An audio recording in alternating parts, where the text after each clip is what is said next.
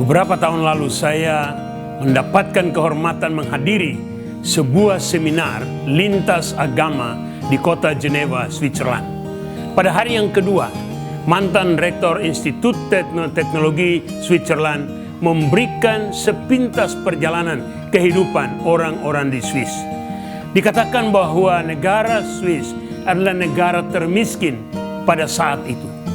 Tapi kemudian pada abad 15 muncul seorang tokoh gereja, John Calvin. Dikatakan bahwa John Calvin punya visi. Tiap-tiap hari dia berjalan keliling, dia bertemu dengan pimpinan-pimpinan gereja, pimpinan-pimpinan masyarakat, dan mengkampanyekan tentang reformasi. Dan itu dimulai dari gereja. Dia meminta kepada seluruh gereja untuk benar-benar memikirkan 3 bagian ayat dalam Alkitab. Pertama, di dalam Ulangan pasal 6. Dan kemudian yang kedua, di dalam kitab Amsal pasal 22. Dan yang ketiga, di dalam kitab-kitab Injil yang semuanya berbicara tentang anak-anak. Mengapa?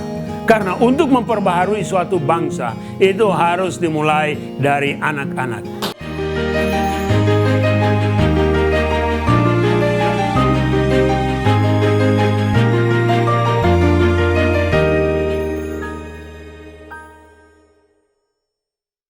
Di dalam Ulangan pasal 6, ayatnya yang keempat sampai 9 dikatakan, dengarlah hai orang-orang Israel, Tuhan itu Allah kita, Tuhan itu esa.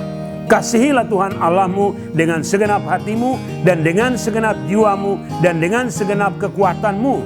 Apa yang kuperintahkan kepadamu hari ini, haruslah engkau perhatikan, haruslah engkau mengajarkannya berulang-ulang kepada anak-anakmu. Dan membicarakannya apabila engkau duduk di rumahmu, apabila engkau sedang dalam perjalanan, apabila engkau berbaring, dan apabila engkau bangun. Haruslah juga engkau mengingatkan sebagai tanda, mengikatkannya sebagai tanda pada tanganmu, dan haruslah itu menjadi lambang di dahimu. Dan haruslah engkau menuliskannya pada tiang pintu rumahmu dan pada pintu gerbangmu. Mengapa demikian? Karena meletakkan nilai dasar pada anak-anak.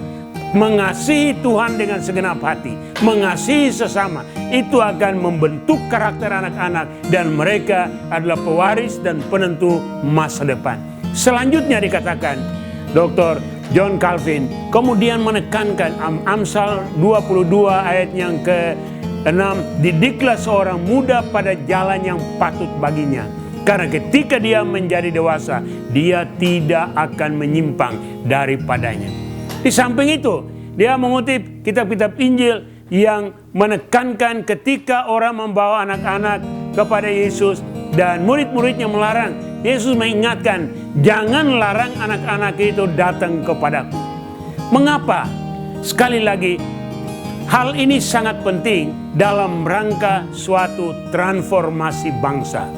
Ingat, sesudah itu, apa yang dilakukan oleh gereja-gereja di Switzerland, tiap-tiap kebaktian hari Minggu dan hari-hari lain, sepertinya hanya 3 bagian Alkitab tadi yang dibacakan, dihotbahkan. Sehingga mulai terbentuk suatu attitude, suatu mindset secara keseluruhan, bahwa mulai reformasi negeri ini harus dimulai dari anak-anak. Pendidikan anak-anak dari awal itu akan sangat mempengaruhi perkembangan anak itu dan memberi pengaruh dalam kehidupan bermasyarakat, bergereja, berbangsa, dan bernegara.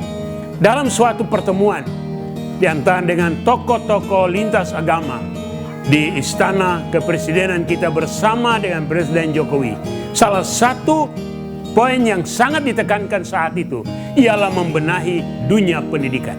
Pendidikan yang harus dibenahi, pendidikan moral, etika kepada anak-anak akan menentukan bagaimana perjalanan bangsa ini ke depan. Kehidupan bangsa kita hari ini, pendidikan kita, sorry kalau saya mau mengatakan, lebih menekankan knowing daripada being. Lebih mendidik anak-anak sekedar menghafal dan menghafal lagi, tetapi tidak mendorong anak-anak itu untuk hidup di dalam kebenaran-kebenaran dasar yang diajarkan di dalam kitab-kitab pengetahuan yang diajarkan oleh para guru. Itulah sebabnya saya berdoa dan berharap bahwa baik gereja maupun dunia pendidikan, masyarakat kita benar-benar mau kembali memikirkan itu, bahwa kalau kita benar-benar meletakkan nilai dasar yang baik bagi anak-anak kita. Saya bersyukur kepada Tuhan bahwa tiap-tiap pagi saya berlutut di hadapan Tuhan, dan ketika anak-anak saya besar, mereka melihat bahwa bapaknya tiap pagi berlutut.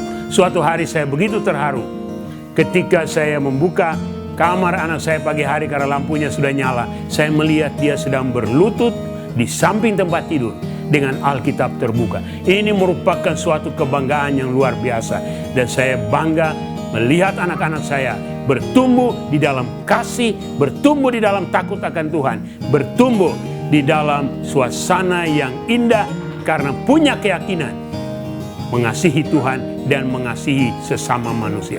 Mari kita bersama-sama bergandengan tangan. Tidak ada yang terlambat. Kita terus maju dan kembali membenahi kehidupan rumah tangga kita sebagai dasar. Saudara, kami senang berinteraksi lebih lanjut dengan saudara. Silakan menghubungi kontak telepon di layar ini, dan saudara akan mendapatkan pencerahan lebih lanjut demi kemuliaan Tuhan dan kebaikan negeri ini ke depan. Tuhan memberkati kita semua.